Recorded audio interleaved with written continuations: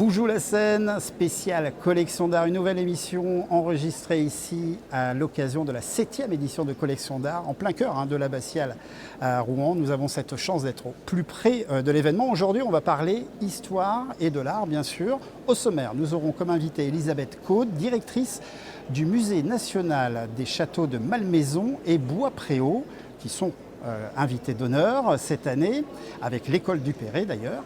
Et nous aurons aussi Henri Decamps, l'historien, qui nous parlera de la restauration importante, très importante de l'abbatiale de Saint-Ouen. Et comme à notre habitude, nous terminerons à découvrir un métier d'art. Aujourd'hui, on va découvrir, grâce à Luc Belland, le métier de souffleur de verre au chalumeau. 1200 collégiens sont venus découvrir différents métiers d'art et comme c'est de coutume, Bertrand Bélanger, président du département de la Seine-Maritime, est venu inaugurer la 7e édition de collection d'art. Oui, en effet, c'est important de soutenir nos métiers d'art. C'est aussi important de faire ce lien avec, par exemple, nos collégiens et les artisans pour faire naître des vocations et cet écrin s'y prête admirablement bien. Et puis c'est aussi pour nous l'occasion d'accueillir le Musée national de la Malmaison et du château de Bois-Préau avec ce clin d'œil à Joséphine, à la robe de Joséphine, à l'école du Perret qui a contribué à reconstituer la robe de Joséphine. Autant d'expressions qui montrent que ces métiers d'art sont des métiers d'avenir, que nous en avons beaucoup en Seine-Maritime et qu'ils constituent aussi notre fierté. Avant de retrouver notre première invitée, Elisabeth Caude, je vous propose de prendre la direction de Rueil-Malmaison pour découvrir ce magnifique domaine.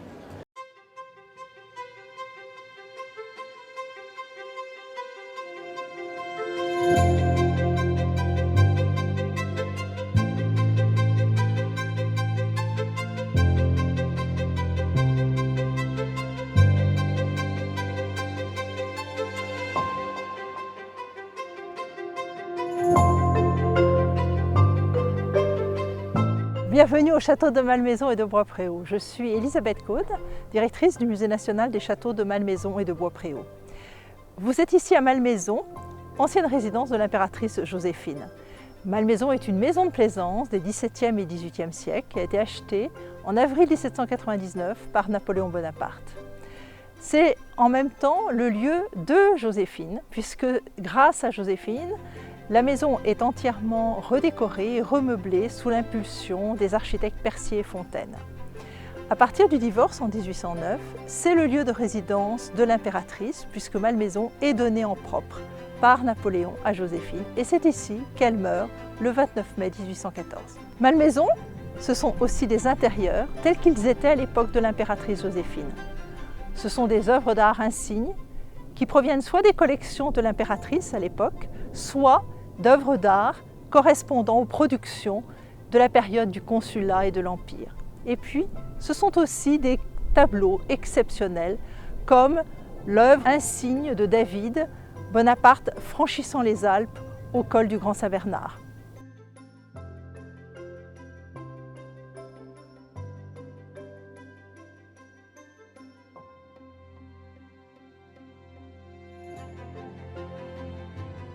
Malmaison et Bois-Préau, c'est aussi un ensemble tout à fait spectaculaire de 27 hectares de verdure dans cet ouest parisien. Vous découvrez Bois-Préau qui a été acheté par l'empereur en 1809 pour être incorporé au domaine de Malmaison. Bois-Préau a été restauré au milieu du XIXe siècle, puis a été acheté et donné à l'État en 1926. Après plusieurs mois de restauration, le château de Bois-Préau a rouvert au public en octobre 2022 pour devenir un lieu de présentation d'expositions et d'événements culturels.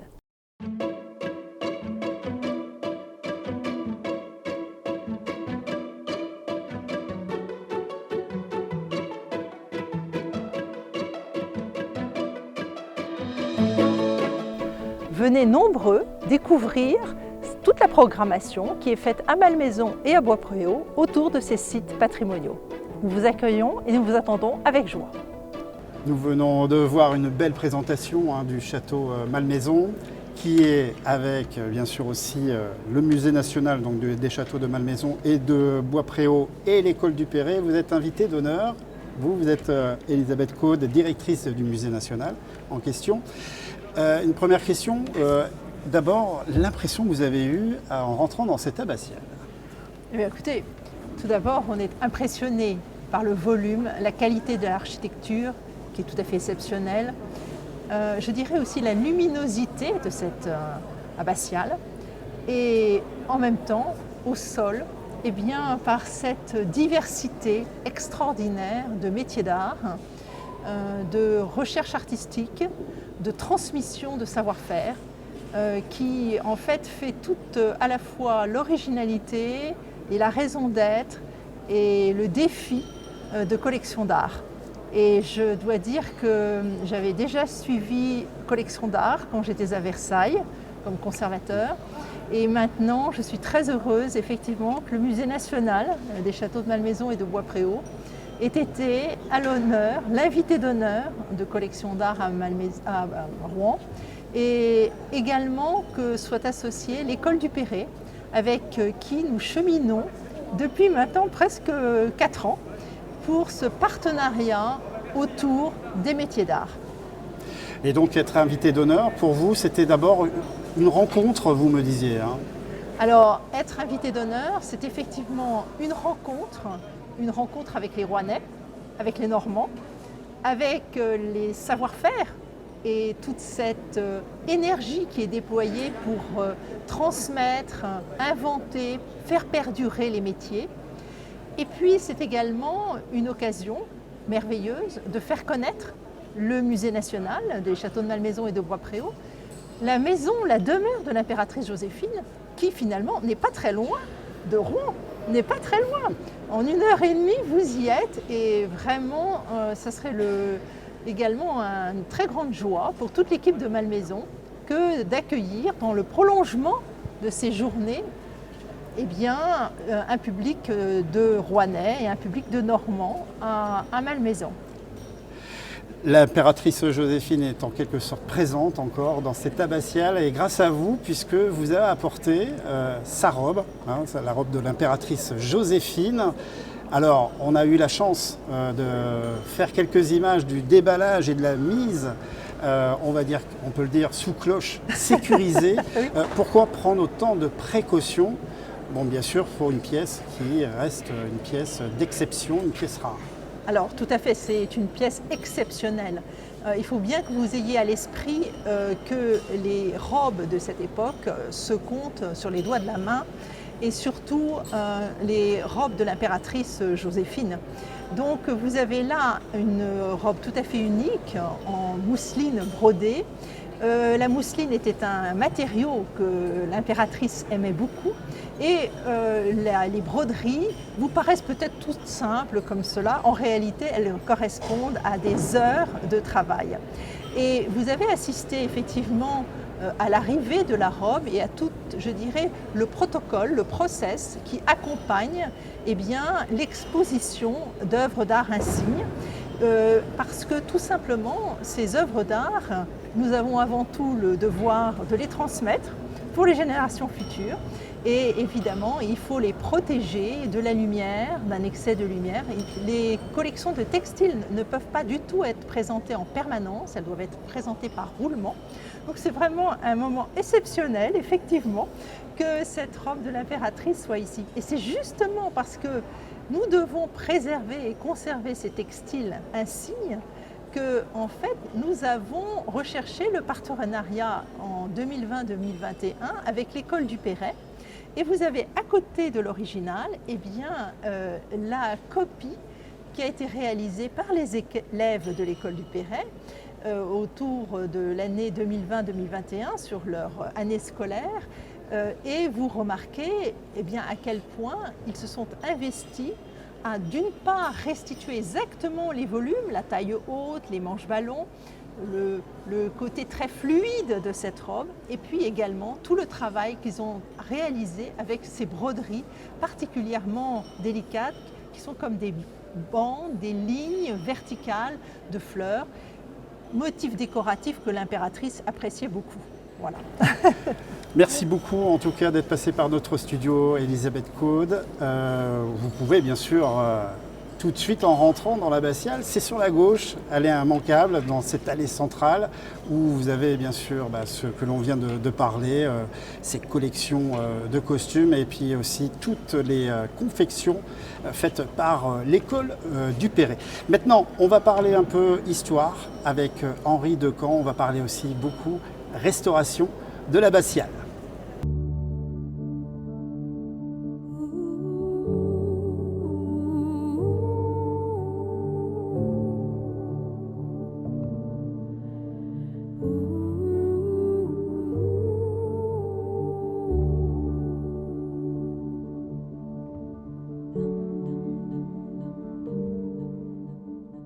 Magnifiques images de l'abbatiale Saint-Ouen-Rouen, on s'en lasse pas et je pense que l'historien qui est sur notre plateau, Henri Decamps, vous lassez pas quand vous rentrez dans l'abbatiale Saint-Ouen.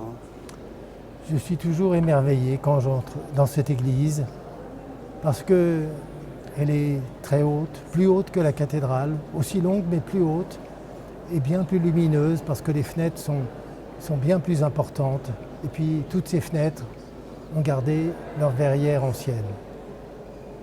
C'est ce qui vous parle quand vous rentrez, là même aujourd'hui où il y a des métiers d'art mis à l'honneur, il y a toujours une petite émotion? Oui, parce que d'abord les métiers d'art ils ont toute leur place ici, parce qu'un édifice comme celui-ci a été construit, embelli par des artisans, des maçons, des tailleurs de pierre, des charpentiers, des vitraillistes, des menuisiers. Et donc tous ceux qui sont présents aujourd'hui ont leur place dans ce type d'édifice. On a titré cette émission aujourd'hui « L'histoire rencontre l'art ». Alors on s'amusait à dire que ça pouvait être un sujet de philo, un peu plus sérieusement on va dire, et puis d'une manière un peu courte. Est-ce que ça a un sens, ce titre? Oui, parce que cette église, c'est à la fois un chef-d'œuvre sur le plan de son architecture, et puis elle abrite aussi des quantités de chefs-d'œuvre, et tout particulièrement les vitraux, mais aussi un grand orgue qu'on ne voit pas en ce moment. Il est bâché pour le protéger de la poussière pendant les travaux, mais c'est un chef-d'œuvre pour son buffet, mais aussi pour son instrument. C'est un des plus beaux instruments réalisés par Aristide Cavaillé-Coll à la fin du XIXe siècle. Là, on met en lumière, bien sûr, les métiers d'art. C'est une belle vitrine pour l'abbatiale de Saint-Ouen. C'est une belle vitrine aussi pour la restauration qui est en cours, et notamment celle de la rosace, la rose, comme on aime, en tout cas les historiens, puis ceux qui sont vraiment très proches, on va dire, du sujet. Du transept sud, c'est un élément qui a été donc enlevé totalement, et on fait vitraux par vitraux, c'est ça? Alors la rose, c'est la fenêtre, et c'est une fenêtre circulaire, et donc qui représente en quelque sorte une rose qui s'épanouit. Et ce que l'on a déposé, c'est la verrière. Cette rose, elle est de la première moitié du XVe siècle, et la verrière qui a été posée est de la seconde moitié du XVe siècle. Et donc c'est une verrière qui a été un petit peu abîmée par les intempéries. Elle a été déposée d'ailleurs plusieurs fois, comme toutes les verrières de Saint-Ouen. Elles ont été déposées 2 fois au XXe siècle. Une première fois en 1918, parce qu'on craignait que la guerre ne parvienne jusqu'à Rouen. On les a remontées ensuite, on les a remises en place. Et puis, elles ont été à nouveau déposées en 1939 et emmenées avec les autres vitraux des églises de Rouen à Niort, dans un donjon qui se trouve à Niort. Et puis elles sont revenues ensuite, elles ont été replacées, et celles qui sont du côté sud reçoivent le soleil qui chauffe le verre, l'hiver. Les morceaux de verre sont tout chauds. Et puis, ça reçoit aussi les intempéries. Voilà. On se plaint qu'il n'y a pas trop de pluie en ce moment, mais c'est assez rare en Normandie. Et donc, toute cette partie de l'église n'était pas en très bon état. Donc, on a déposé la verrière et on a remis à la place de verrière du verre blanc. Et lorsque la verrière ancienne va revenir, elle sera posée à l'intérieur de l'édifice. Donc, elle ne sera plus en contact avec l'air extérieur et les intempéries. Avec un seul élément, comme on dit, là, on a mis une petite pièce et là c'est l'historien bien sûr qui parle. Alors on ne va pas dire que c'est résumé, en tout cas ce magnifique ouvrage est en vente ici pendant Collection d'Art, alors sur le stand de l'Office du Tourisme. Pourquoi? Tout simplement parce qu'en achetant ce livre et puis d'autres objets qui sont en vente, l'Office du Tourisme va reverser totalement les bénéfices justement pour aider, parce que la restauration a besoin d'aide du public pour continuer cette belle restauration. Je crois que si on fait un don suffisamment important à la Fondation du patrimoine, je crois que c'est 200 €, ce qui n'est pas grand-chose, puisque c'est en grande partie déductible du revenu imposable. D'accord. Et donc on doit recevoir gratuitement le livre. Très bien, et voire même dédicacé. Oui. Merci beaucoup Henri Decamps. Souffleur de verre, ça vous parle, je pense? Oui, bien sûr. Alors souffleur de verre au chalumeau, c'est très spécifique. Et c'est Luc Bellan qui est artisan d'art avec cette technique de soufflerie. Vous allez voir, on est parti le rencontrer dans son atelier à Desvilles-le-Rouen et il viendra bien sûr sur ce plateau pour échanger sur différents domaines. Tout de suite le reportage donc de Luc Bellan, souffleur de verre au chalumeau.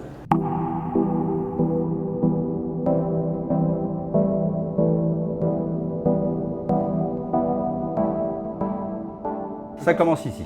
Alors l'idée, en fait, c'était d'avoir quelque chose représentant les insectes. Donc, on travaillait sur les fourmis et en fait un choix surtout dans la posture de la bestiole. Donc, on va aller jeter un petit coup d'œil à l'atelier. Donc, du croquis, en fait, on a une image un petit peu plus réaliste de ce qu'on va essayer de faire. Et voilà le résultat.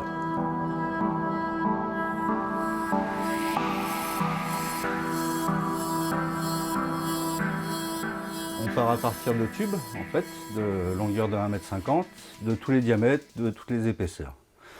On a également en fait différents coloris, ce qui permet en fait de nuancer les créations. Alors c'est un mélange gaz-oxygène, c'est du verbrosilicate, donc communément appelé le Pyrex. Donc on va avoir en fait une température de travail aux équivalences de 900 degrés. C'est un verre qui résiste très bien au choc thermique, donc on va pouvoir le retravailler de différentes façons. Le verre va commencer à fondre et donc à devenir totalement malléable. Le but du jeu en fait c'est d'avoir une température constante pour garder en fait les épaisseurs et pour pouvoir faire à peu près ce qu'on veut avec. Et donc là en fait on est en bonne température. Donc on peut voir, voilà, on peut le travailler sous différents angles, différentes façons, ce qui nous permet de pouvoir l'étirer, de pouvoir le masser ou de le travailler un petit peu plus précisément. L'aspect soufflage en fait va se fixer quand on va vouloir changer le volume interne de la pièce. Donc là, si je veux gonfler ma partie en fonte, on va regagner un petit peu de volume à l'intérieur.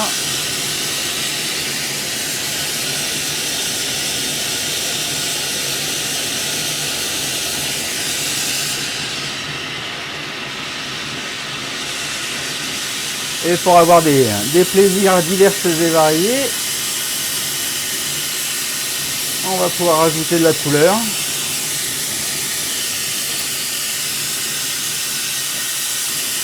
Tout se passe toujours dans la flamme. Le but du jeu, c'est vraiment en fait de suivre les températures et les épaisseurs.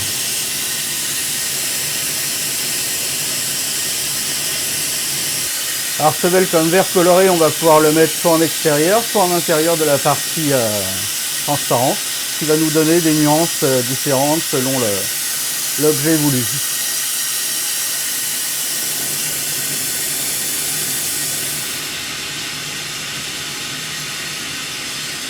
Hop, ça c'est bon. Et le travail en fait va être d'avoir la même température au niveau des deux parties, que ce soit tube latéral ou support. Et la soudure est effectuée. C'est un métier assez dur les premières années. Pour commencer à prendre plaisir, il faut compter 3-4 ans, voire 5 ans. Les premières années, on va passer son temps à casser du verre. C'est-à-dire que le verre a une particularité, c'est qu'il résiste bien au choc thermique, mais on va créer des tensions à chaque zone de travail. Donc le but du jeu, ça va être de pouvoir réchauffer sa pièce de temps en temps pour pouvoir continuer le travail, sans qu'il y ait de rupture en fait dans la matière. C'est vraiment une matière qui donne du plaisir à être travaillée, parce que c'est un challenge un petit peu constant, et surtout en fait de multiples possibilités.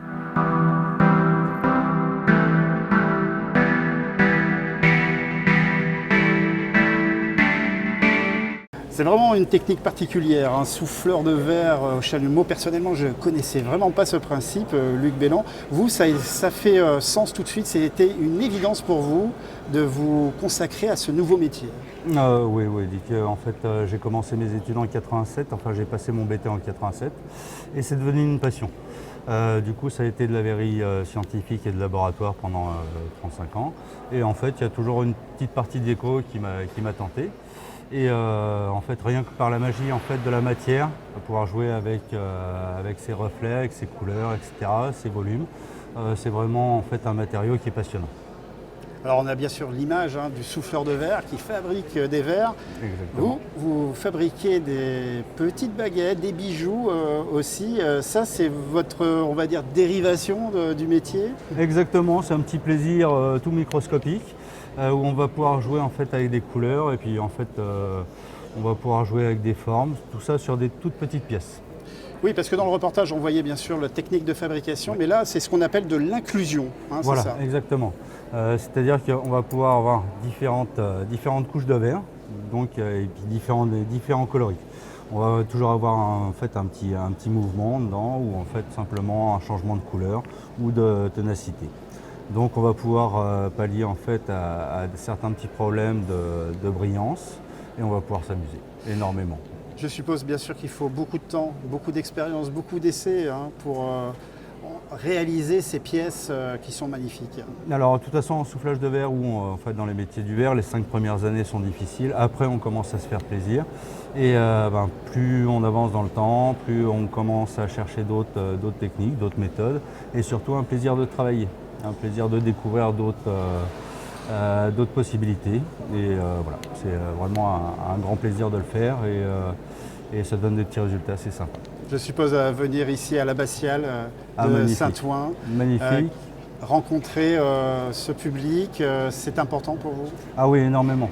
C'est-à-dire que en fait, ça me permet de rencontrer des gens sans vente directe. En fait, ça a une relation totalement neutre, c'est-à-dire on peut expliquer, on peut prendre son temps, on a des gens qui sont très à l'écoute et dans un lieu qui est magnifique, donc tout est parfait, tout va bien. Eh bien, bonne suite de salon.